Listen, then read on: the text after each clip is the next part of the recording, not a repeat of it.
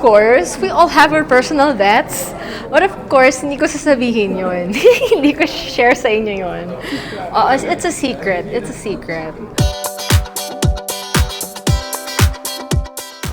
Honestly, sa amin sa The Clash, ang The Clash panel natin ang may pinakamahirap na task at na responsibility. Kami naman ni Ray ay lagi na kaming, like nandyan to guide them and to support them and to boost them, give them encouraging words and wisdom.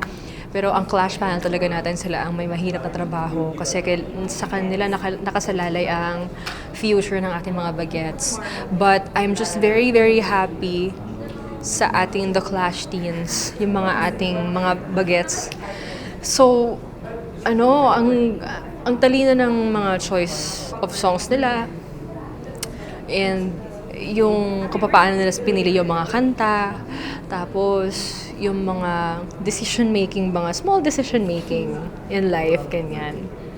And, I'm just very happy that they're all friends because we treat each other like family eh. Talagang magkakaibigan talaga silang lahat. And, kapag may mga kunwari aalis or may uuwi na ganyan, talagang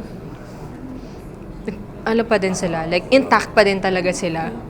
Yeah, nakakatuwa.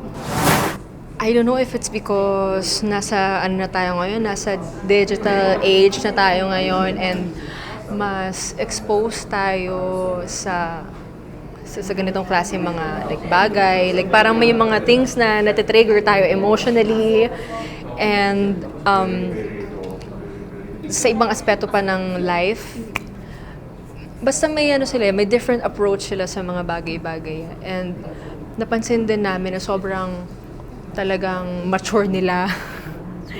Super, alam mo yun, super giving, super supportive to one another, mas confident, mas palaban. At grabe yung mga talents ng mga bata. As in, may mga techniques sila na ginagawa, like vocally, like wow, hindi ko to kayang gawin pero parang wow, ang galing yun, ang galing, masa-surprise ka na lang talaga sa kaya nilang gawin, sa mga capabilities nila.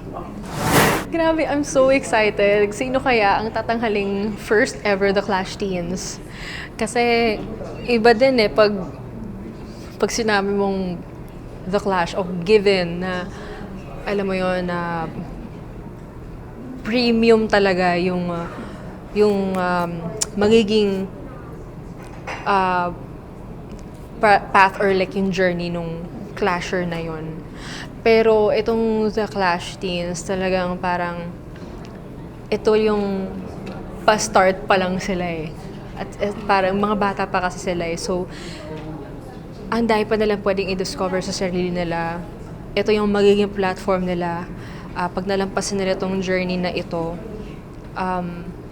alam, what's next for me? Parang nandun na sila sa point na yun. Na magiging, ito na yung phase ng buhay nila na I will get to work with different artists. I will get to work with different people. Ito yung parang marami ako lalong matututunan. Marami akong mga malalaman na dapat kong gawin, hindi ko dapat gawin. And so much things to learn. So much things to learn. And I'm so excited for them. I'm so excited for whoever will win. May personal debt ka ba sa kanila? Yeah, of course. We all have our personal debts. But of course, hindi ko sasabihin yun. Hindi ko share sa inyo yun. It's a secret. It's a secret.